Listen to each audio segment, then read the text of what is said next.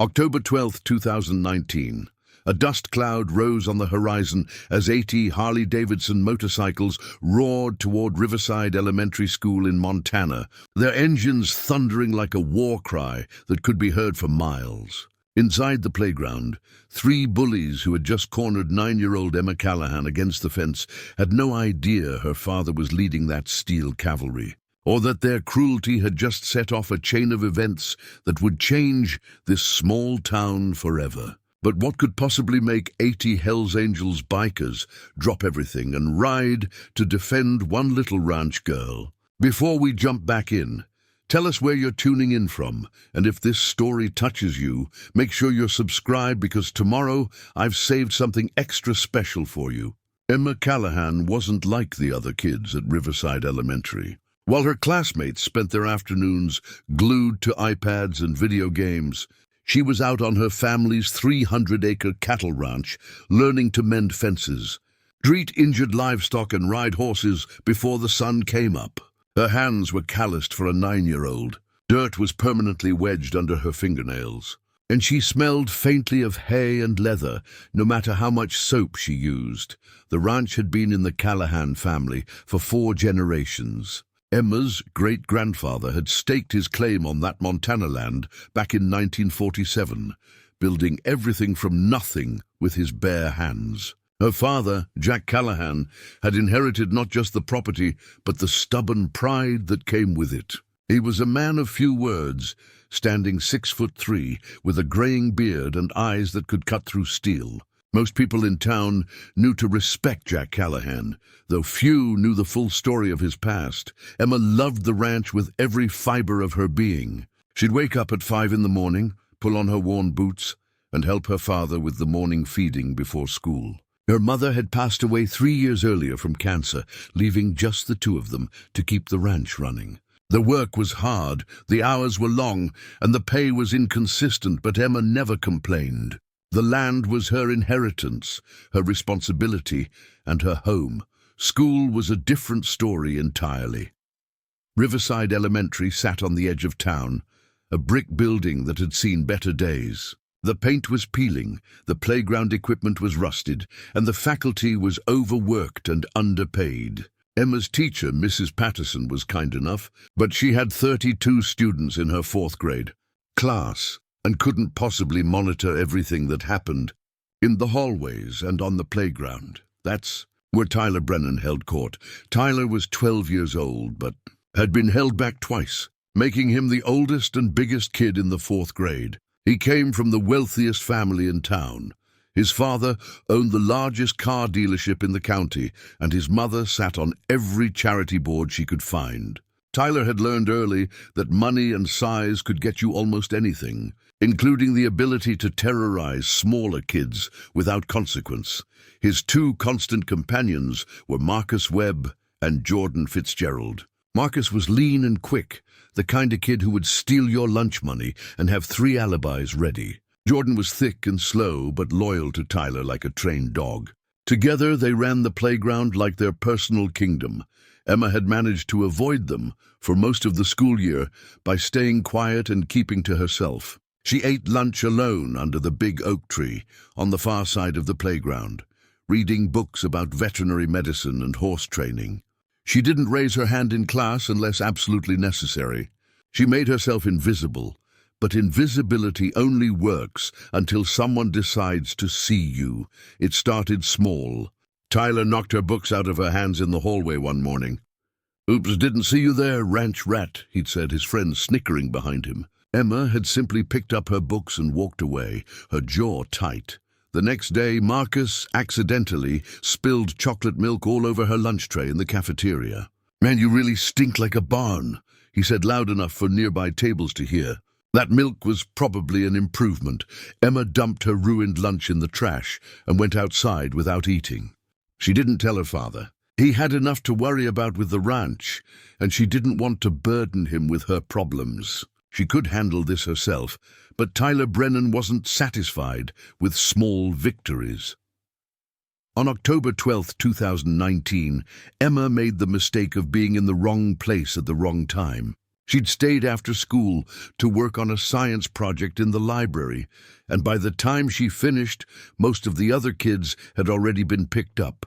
The parking lot was nearly empty as she walked toward the spot where her father usually waited in his dusty pickup truck. He wasn't there. Yet Emma checked her watch. He was running about 15 minutes late. Probably caught up with some emergency on the ranch. It happened sometimes. A cow in distress, a broken fence, and equipment failure. Ranch life didn't follow a schedule. She decided to wait by the playground fence, setting her backpack down and pulling out the book she'd been reading. The October air was crisp, and the sun was starting to dip toward the mountains in the distance. It should have been peaceful. Well. Look who's all alone. Emma's stomach dropped. She looked up to see Tyler, Marcus, and Jordan approaching from the school building. They must have been hanging around after detention or practice or whatever kept Bullies occupied after hours. "Where's your daddy, ranch rat?" Tyler asked, his voice dripping with mock concern. "Did he finally realize you're not worth picking up?" Emma stood up slowly, clutching her book. "Leave me alone, Tyler." "Leave me alone, Tyler," Marcus mimicked in a high-pitched voice. Jordan laughed like it was the funniest thing he'd ever heard. Tyler stepped closer, and Emma backed up until her shoulders hit the chain-link fence. There was nowhere to go. The parking lot was empty. The teachers had all left. Even the janitor's car was gone from its usual spot. "You know what I don't get?" Tyler said, his face inches from hers now. "How someone who smells as bad as you gets to come to school with normal people. Shouldn't you be in a barn with the other animals?" "My dad will be here any minute," Emma said, trying to keep her voice steady. "Your dad," Tyler scoffed. "You mean that old biker reject?" "Yeah, we've seen him. Big tough guy with his motorcycle friends." "What are they like, a gang of senior citizens?" Emma's hands clenched into fists. She could handle insults about herself, but her father was off limits. "Don't talk about my dad," she said quietly. Tyler smiled. He'd found the pressure point. What's he gonna do? Ride his little motorcycle over here and bore us to death with stories about the good old days? Maybe challenge us to a wheelchair race? Marcus and Jordan howled with laughter. Emma's vision started to blur with tears, but she refused to let them fall. She wouldn't give Tyler the satisfaction. "You're pathetic," Tyler continued.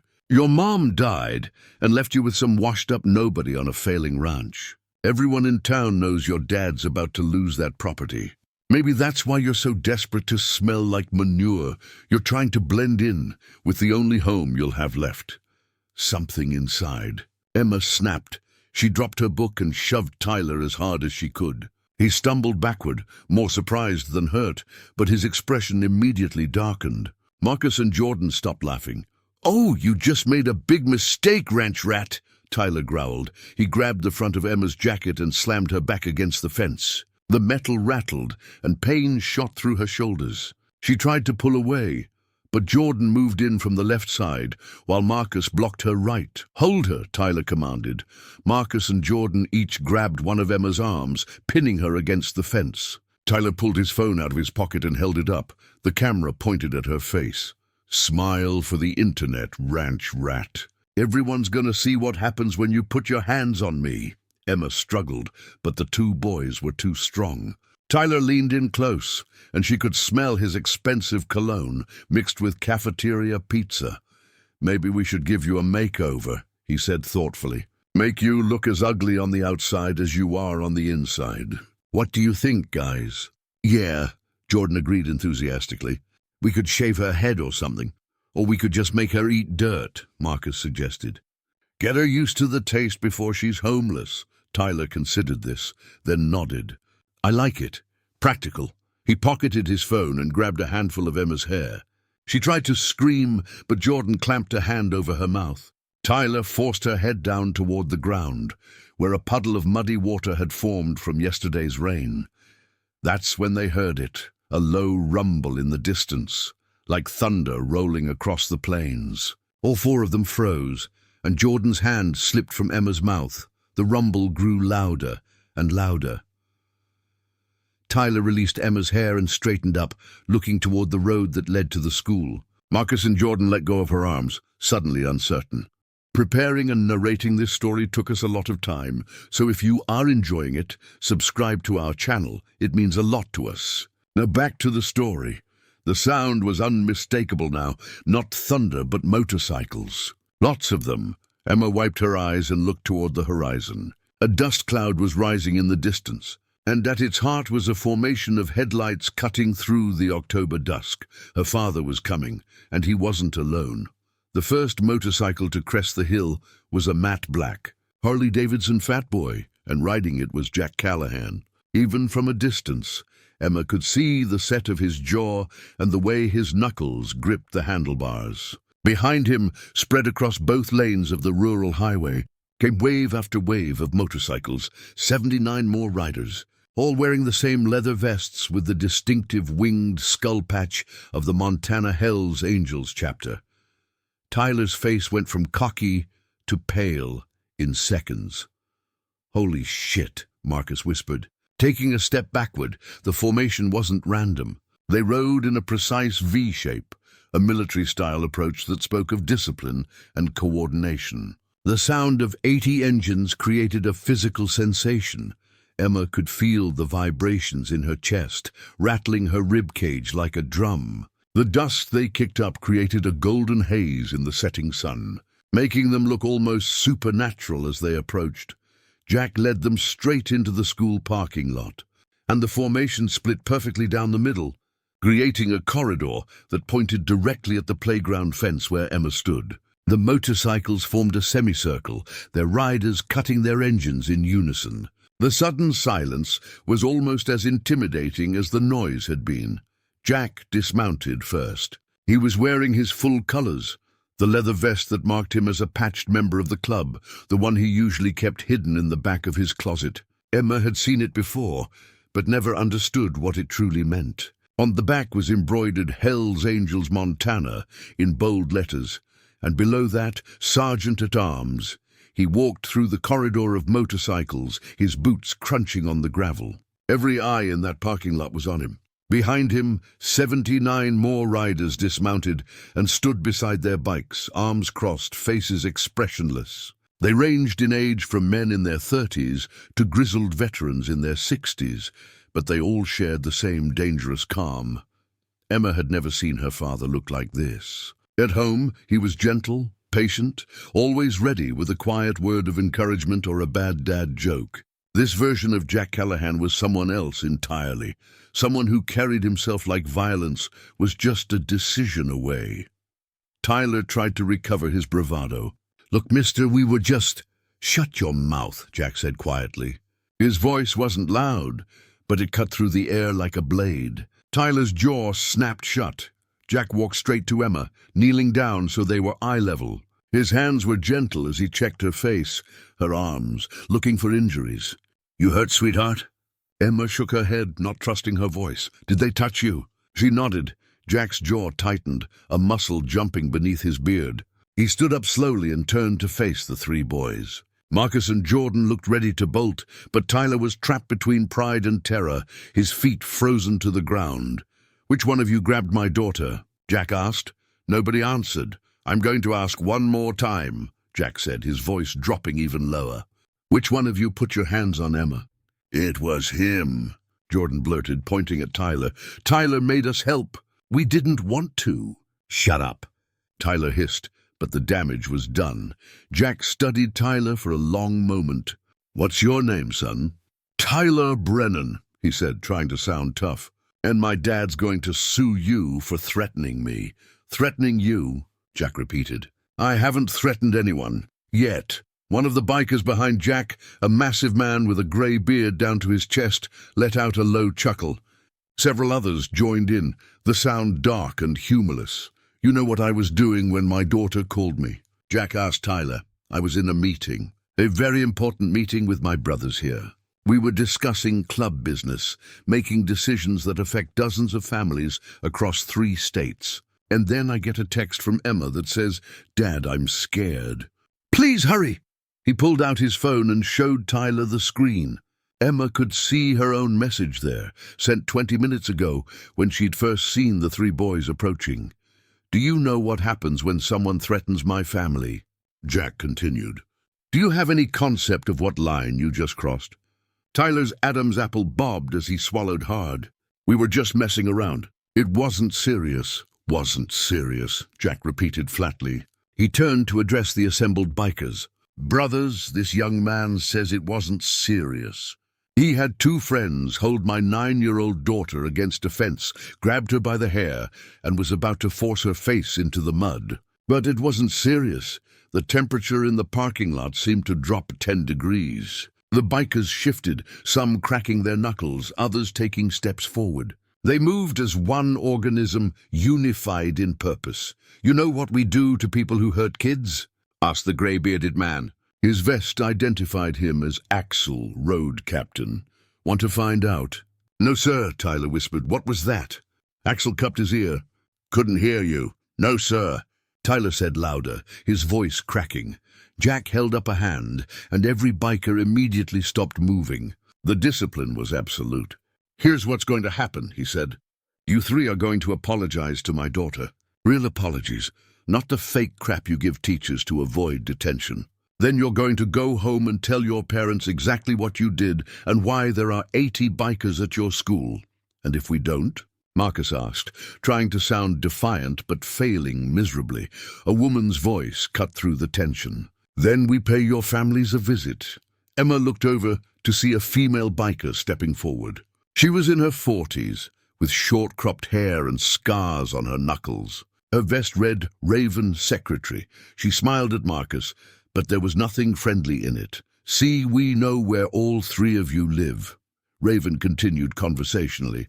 Tyler Brennan, 445 Oakmont Drive, the big house with the circular driveway. Marcus Webb, apartment 7C in the Riverside Commons.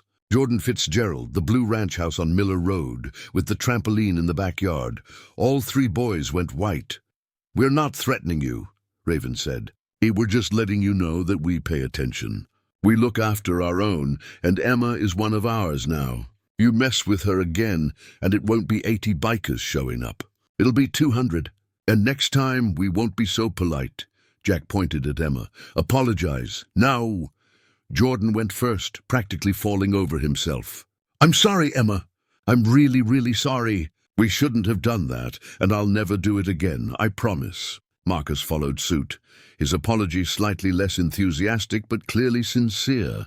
Sorry, it was wrong. Won't happen again. Tyler stood there, his fists clenched, his face red with humiliation and rage. His eyes darted around the parking lot, looking for an escape route that didn't exist. Son, Jack said quietly, you have 5 seconds to apologize to my daughter before my brothers decide they want to teach you some manners the hard way. 1, Tyler glared at Emma with pure hatred. 2, the bikers started moving. Forward. 3, Axel cracked his knuckles loud enough for everyone to hear. 4, I'm sorry, Tyler finally shouted.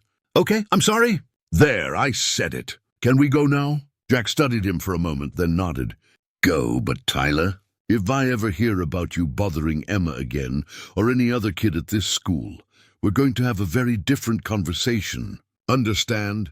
Tyler nodded frantically, then took off running toward the school building, probably to call his parents. Marcus and Jordan scrambled after him. Once they were gone, Jack's entire demeanor changed. He turned back to Emma and pulled her into a tight hug. I'm sorry I was late, sweetheart. I'm so sorry. Emma buried her face in his jacket, finally letting the tears come. You came, she whispered. You brought everyone. Of course I did, Jack said. You're my daughter. You think anything in this world could stop me? Behind them, the bikers started talking among themselves, the tension breaking. Some lit cigarettes, others pulled out water bottles. Raven walked over and put a hand on Emma's shoulder. You did good, kid. You texted for help instead of trying to handle it alone. That's smart. Emma wiped her eyes. Are you really going to visit their houses? Raven grinned. Only if they're dumb enough to give us a reason. But between you and me, those boys aren't going to look at you wrong for the rest of the school year. Word's going to spread fast about what happened here today. Axel approached, his heavy boots announcing each step. Jack, we should probably clear out before someone calls the cops. Don't want to give them any excuse to start trouble. Jack nodded. Thanks for coming, brother. I know everyone had plans tonight. Family is family, Axel said simply. That's what the patch means. When you called, we dropped everything. No questions asked.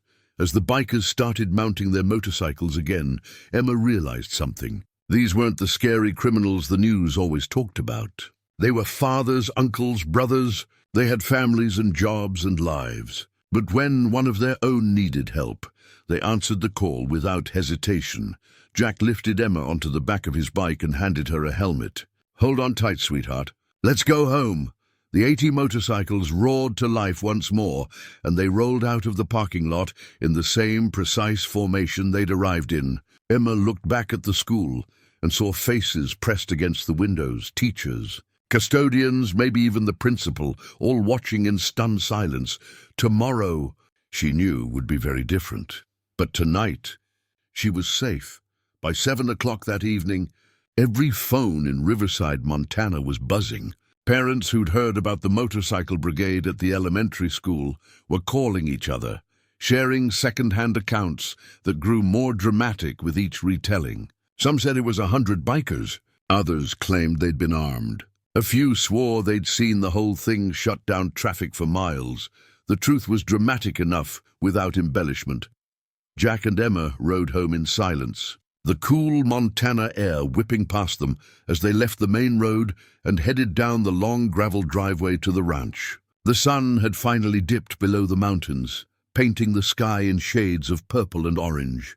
Their cattle were settling in for the night, dark shapes moving slowly through the pastures on either side of the drive. When they pulled up to the house, a weathered, two-story farmhouse that had sheltered 4 generations of Callahans, Jack cut the engine and helped Emma off the bike. She was shaking, whether from cold or adrenaline he couldn't tell. Come on, he said gently. Let's get some food in you. Inside, the house smelled like the pot roast Jack had put in the slow cooker that morning. It was one of the few meals he could actually cook well, a recipe his own mother had taught him decades ago. Emma sat at the kitchen table while he served up 2 plates, neither of them speaking. Finally, Emma broke the silence. Dad! Yes, sweetheart. Why didn't you ever tell me about the Hells Angels? Jack set down his fork and leaned back in his chair. This was the conversation he'd been dreading since the day Emma was born. He'd known it would come eventually, but he'd hoped to wait until she was older. Maybe a teenager who could better understand the complexities of his past. It's complicated, he began. I'm 9. Not stupid, Emma said, a flash of her mother's stubborn spirit showing through. Those people, your brothers, they came when you called, all of them. That's not nothing, Jack smiled despite himself. No, it's not nothing. All right, you want the truth? I joined the club when I was 19 years old. Your grandpa had just died, and I was angry at the world. I was getting into fights, drinking too much, heading down a bad road. The club gave me structure, discipline, a family when I felt like I'd lost mine. What does Sergeant-at-Arms mean? It means I was responsible for security. I made sure club business stayed club business. I protected my brothers, and I enforced the rules. He paused, choosing his words carefully. Some of what we did was legal. Some of it wasn't. I'm not proud of everything, Emma, but I'm not ashamed of my brothers either. They're good men who've made bad choices just like me. Emma pushed her pot roast around her plate. Mom knew.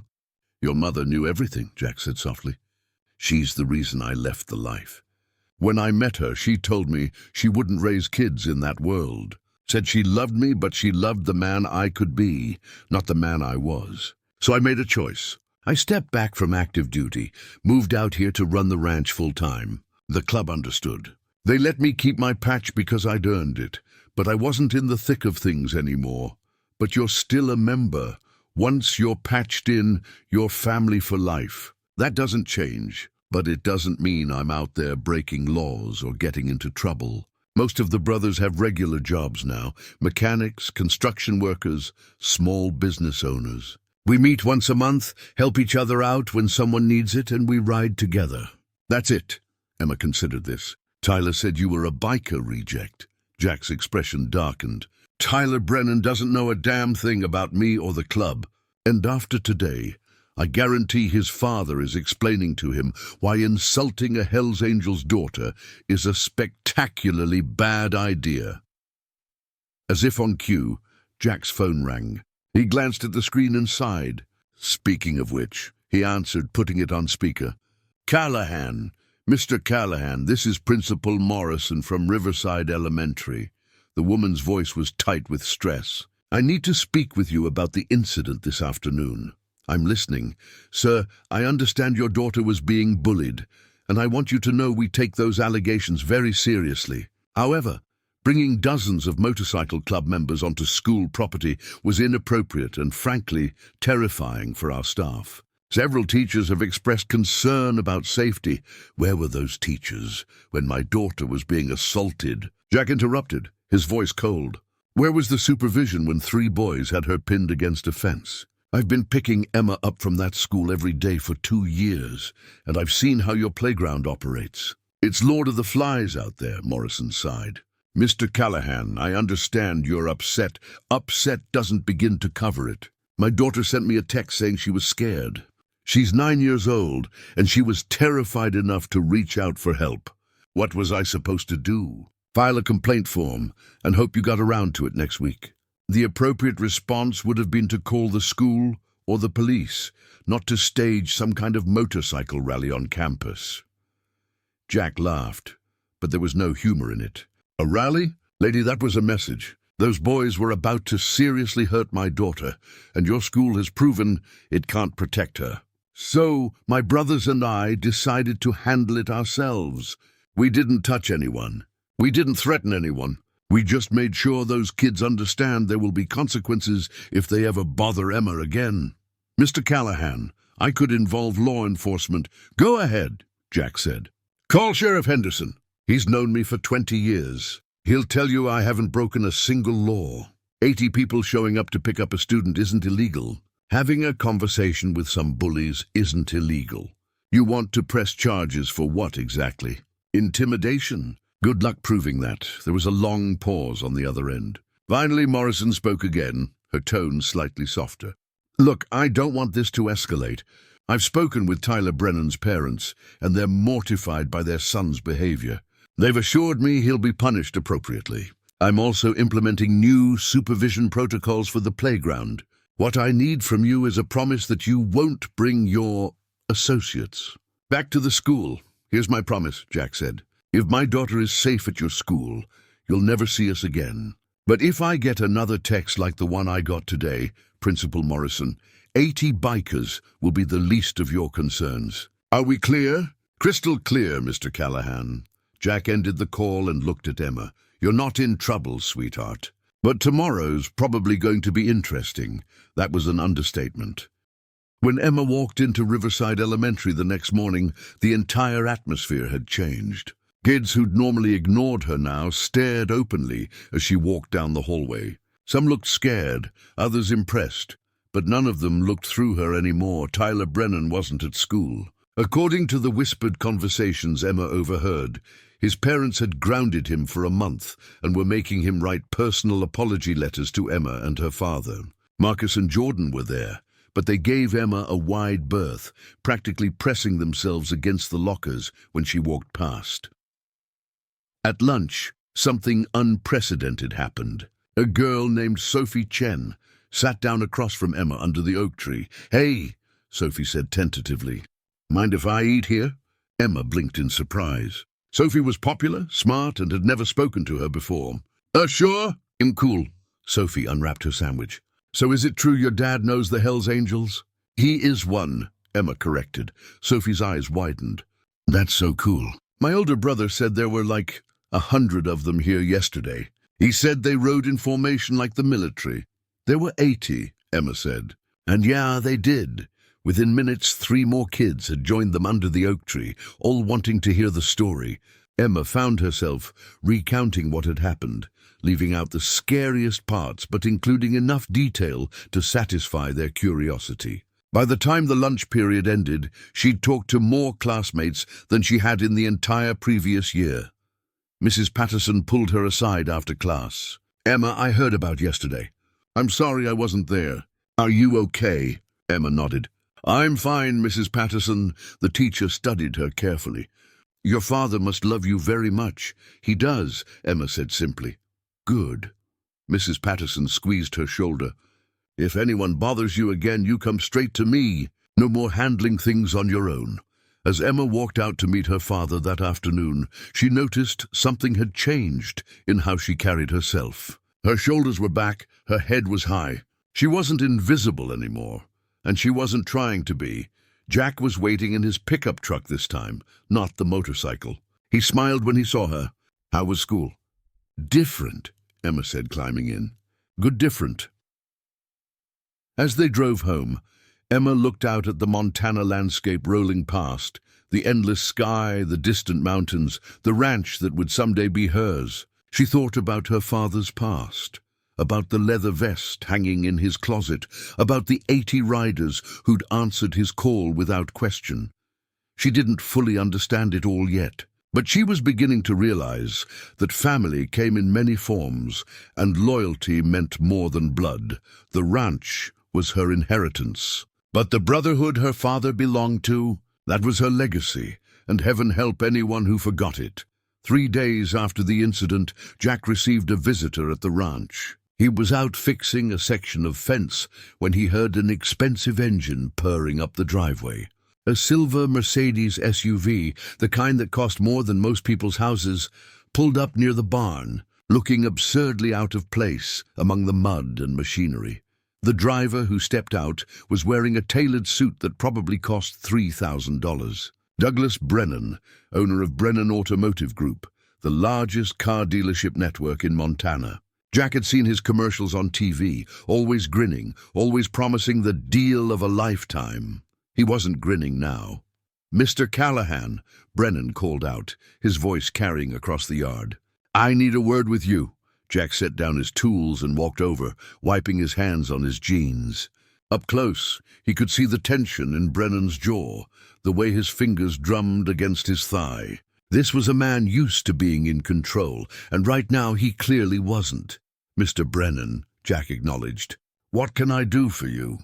You can explain to me why you thought it was appropriate to terrorize my 12-year-old son with a gang of thugs. Jack's expression didn't change. First, they're not thugs. They're members of a legally recognized motorcycle club. Second, I didn't terrorize anyone. I stopped your son from assaulting my daughter. Tyler told me what happened, Brennan said, his voice rising. He said it was just kids being kids, some playground roughhousing, and you completely overreacted. Did Tyler mention that he had 2 friends hold my 9-year-old against a fence while he grabbed her by the hair? Did he mention that he was about to force her face into the mud while filming it on his phone? Brennan faltered slightly. He said there was some pushing. Mr. Brennan, let me be very clear about something. Jack stepped closer, and despite being roughly the same height, Brennan instinctively took a step back. Your son has been bullying my daughter for weeks. He's been stealing her lunch, knocking her books out of her hands, and calling her names every chance he gets. The school did nothing. I tried to handle it quietly by teaching Emma to ignore him. But when 3 boys physically assault a little girl, that's when quiet ends. So you bring a biker gang to intimidate children. Do you have any idea how that looks? I brought my family to protect my daughter, Jack corrected. And if you're so concerned about how things look, maybe you should be asking yourself why your son thinks it's okay to hurt people smaller than him. Where do you think he learned that behavior? Brennan's face flushed red. Don't you dare lecture me about parenting. I provide Tyler with everything, the best schools, the best opportunities. Except for the consequences, Jack interrupted. I'm guessing this isn't the first time Tyler's been in trouble. How many other parents have complained? How many times has the school called you? And how many times did you solve the problem with a donation or by threatening to pull him out? The silence that followed was answer enough. Here's what's going to happen, Jack continued. Your son is going to leave my daughter alone, permanently. He's not going to look at her, talk about her, or even think about her. If he does, you and I are going to have a much less pleasant conversation. Are you threatening me? Brennan demanded. Because I have lawyers, Callahan. Lots of them. I'm not threatening you. I'm making you a promise. See, the thing about lawyers is they work on paperwork and phone calls. My brothers and I, we handle things differently. You can spend $100,000 suing me if you want, but it won't change the fact that if your son touches my daughter again, no amount of money will protect him from the consequences.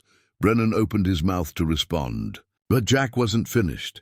And before you go running to the sheriff, ask yourself this: do you really want to dig into what happened that day? Because I've got Emma's text messages showing she asked for help. I've got witnesses who saw your son and his friends assault her. The school's own security cameras probably caught some of it. You take this legal, and Tyler goes from being grounded for a month to having assault charges on his record. Is that really the hill you want to die on? The fight drained out of Brennan's posture.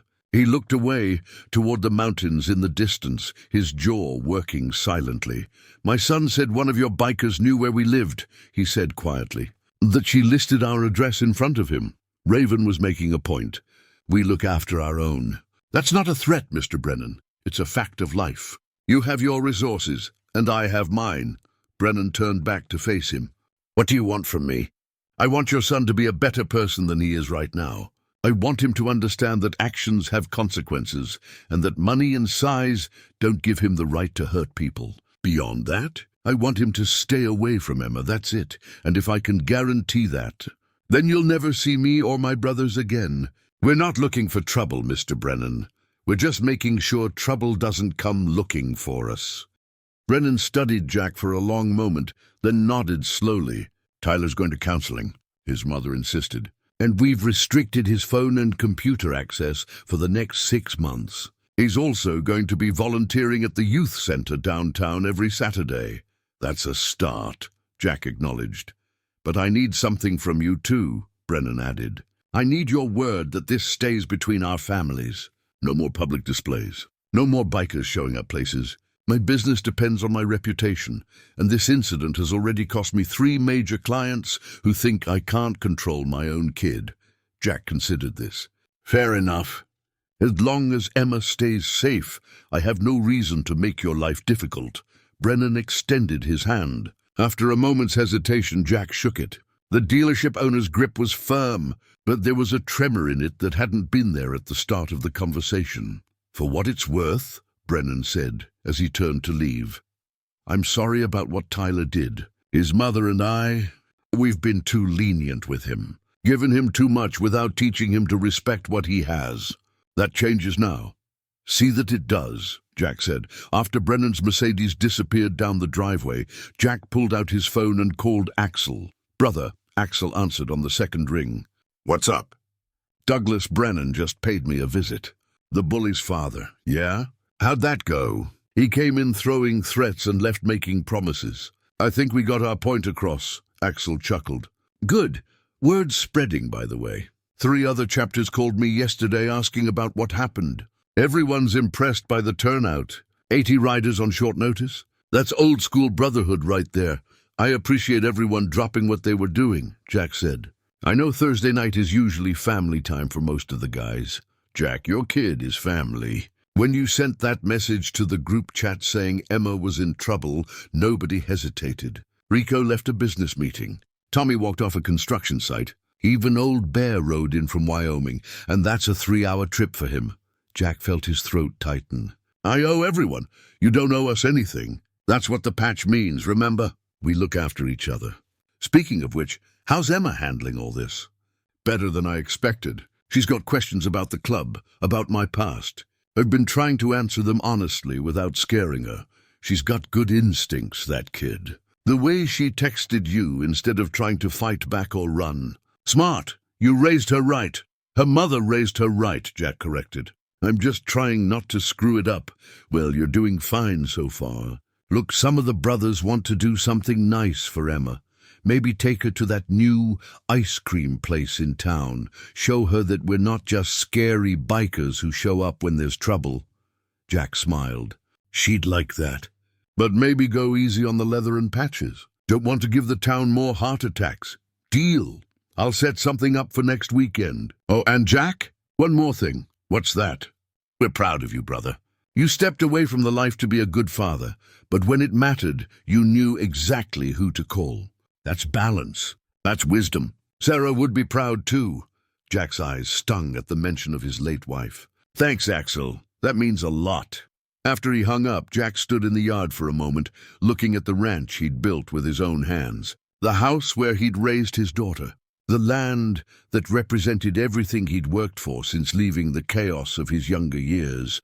But he was also looking at something else. The invisible network of brothers who had his back, who would drop everything and ride hundreds of miles at a moment's notice. The club had given him that, and no amount of distance or time could erase those bonds. He'd chosen to leave life, but life would never fully leave him, and maybe, Jack thought as he picked up his tools and returned to fixing the fence. That wasn't such a bad thing after all. Inside the house, Emma was doing her homework at the kitchen table, unaware of the conversation that had just taken place. She was safe, she was happy, and she was beginning to understand that she had more people looking out for her than she'd ever realized. Tomorrow, she'd go back to school. Kids would still stare and whisper, but they'd do it with respect now instead of mockery. Tyler Brennan would keep his distance, probably for the rest of their time at Riverside Elementary. And if anyone else decided to test whether the Hells Angels would really show up for one little ranch girl, well, they already had their answer. 80 strong and counting. 2 weeks after the incident, Emma's life had settled into a rhythm she never could have anticipated. The playground at Riverside Elementary had transformed from a battlefield into something closer to neutral territory. Kids who'd once avoided her now nodded in greeting. Teachers checked in with her regularly, asking if everything was okay, with a concern that felt genuine rather than obligatory. Tyler Brennan had transferred to a private school across the county. According to the whispers Emma overheard, his parents had decided he needed a fresh start somewhere with more structure. Emma suspected the real reason was that Douglas Brennan couldn't stand the humiliation of his son being known as the kid who got shut down by the Hells Angels.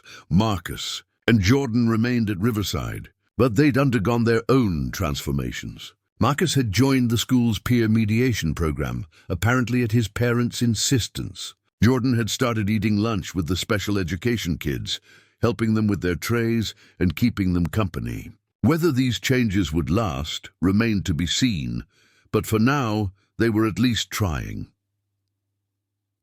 On Saturday morning, Jack woke Emma up earlier than usual. "Get dressed," he said, a rare smile on his weathered face. "We've got somewhere to be." "Where?" Emma asked, rubbing sleep from her eyes. "You'll see. Wear something comfortable." An hour later, they pulled into the parking lot of Rosie's Diner, a 1950s-style restaurant on the edge of town that Emma had always wanted to visit, but they'd never been able to afford. Her eyes widened when she saw what was waiting in the parking lot. 20 motorcycles were lined up in perfect formation, their chrome glinting in the morning sun. Standing beside them were the riders, but they looked different than they had that afternoon at the school.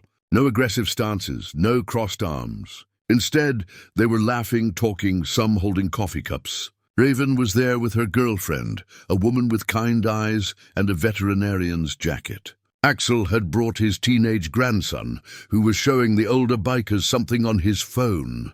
"Surprise," Jack said softly. "The brothers wanted to take you out for breakfast. Show you the fun side of the club." Emma's heart swelled.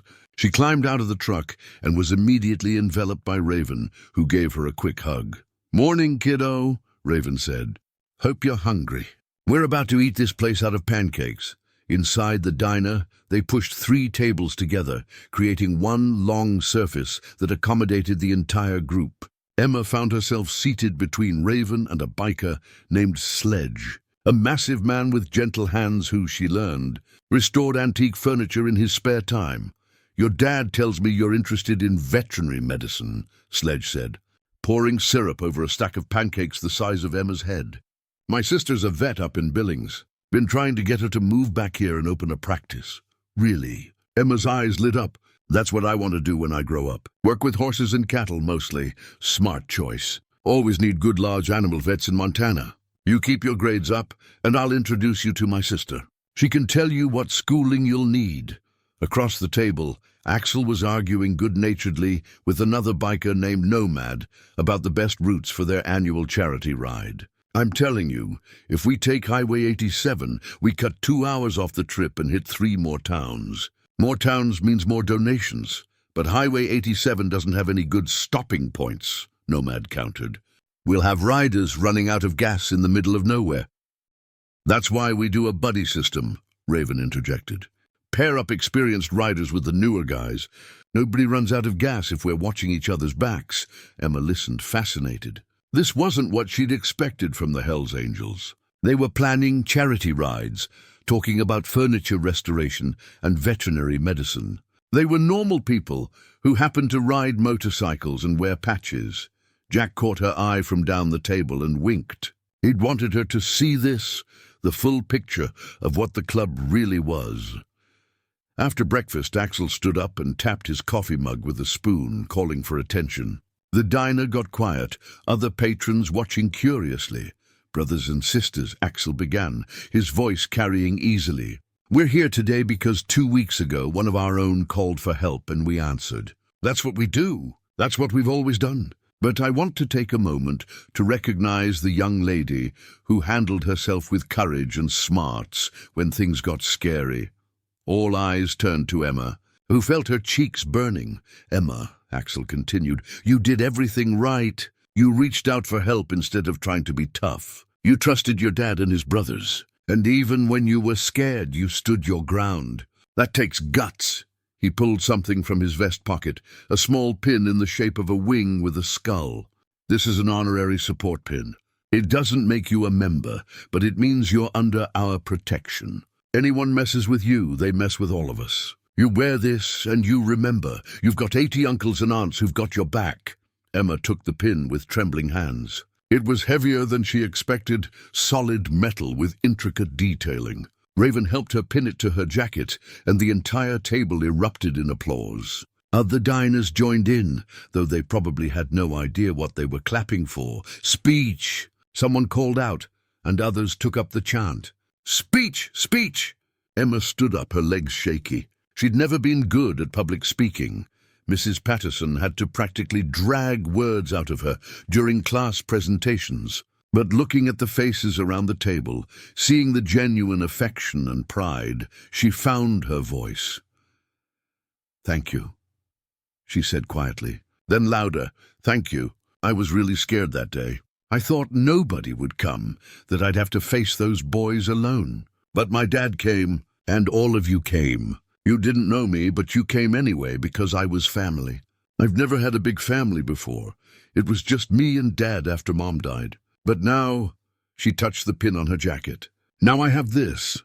So thank you for coming when we needed you, for protecting me, for being here today and showing me that you're not just scary bikers, you're good people who care about each other."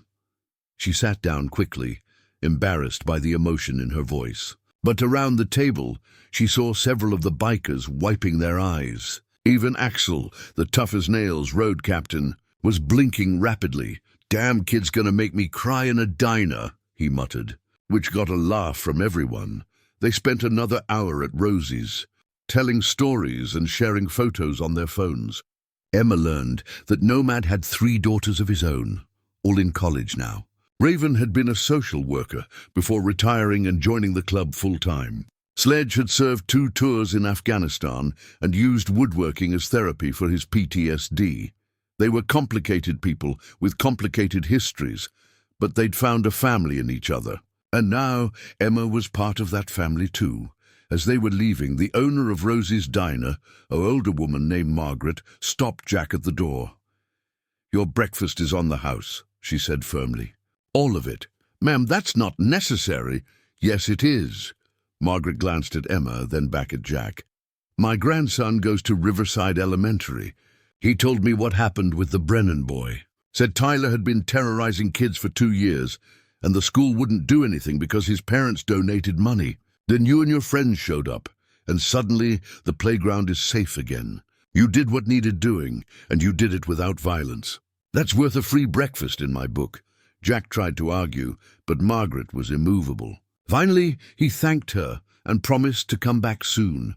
Outside, the bikers were mounting their motorcycles, preparing to head their separate ways. Some had families to get home to, others had work shifts starting in a few hours. But before they left, each one stopped by Emma to say goodbye, a handshake from Sledge, a fist bump from Nomad, a tight hug from Raven. "You need anything, you call me directly," Raven said, pressing a business card into Emma's hand. "Doesn't matter what time, doesn't matter what it is. You call." "I will," Emma promised. On the ride home, Emma was quiet, processing everything that had happened. The pin felt warm against her chest, a physical reminder that she wasn't alone anymore. She thought about Tyler Brennan, wondering if he was learning anything at his new school. She thought about Marcus and Jordan, hoping their attempts at being better people would stick, mostly though. She thought about her father, the man who'd left a dangerous life to raise her on a ranch, but who'd never truly left his brothers behind. He'd found a balance between the two worlds, and now Emma understood why. "Dad," she said as they turned onto the ranch's long driveway. "Yeah, sweetheart. When I grow up, can I get a motorcycle?" Jack laughed, a real belly laugh that Emma hadn't heard since before her mother died. "We'll see. Let's get you through middle school first." "Deal," Emma said, grinning. The ranch spread out before them, the land golden in the afternoon sun. Cattle grazed peacefully in the pastures. The house stood solid and welcoming, exactly as it had for 4 generations. This was Emma's inheritance, the land, the animals, the responsibility, but now she had something else too, a network of people who would answer when she called. A brotherhood that transcended blood, a family forged not by genetics, but by loyalty, respect, and the willingness to show up when it mattered most. Emma Callahan was still a ranch girl, still more comfortable with horses than people, still carrying dirt under her fingernails. But she was also under the protection of 80 Hells Angels. And that changed everything. The bullies at Riverside Elementary had learned that lesson the hard way, and anyone else who forgot it would get the same education. 80 motorcycles strong, engines roaring, standing between a little girl and anyone who dared to threaten her, because that's what family does. And family, Emma had learned, came in all forms, even ones wearing leather vests and riding Harley-Davidsons into the sunset. Up next, you've got 2 more standout stories right on your screen. If this one hits the mark, you won't want to pass these up. Just click and check them out. And don't forget to subscribe and turn on the notification bell so you don't miss any upload from us.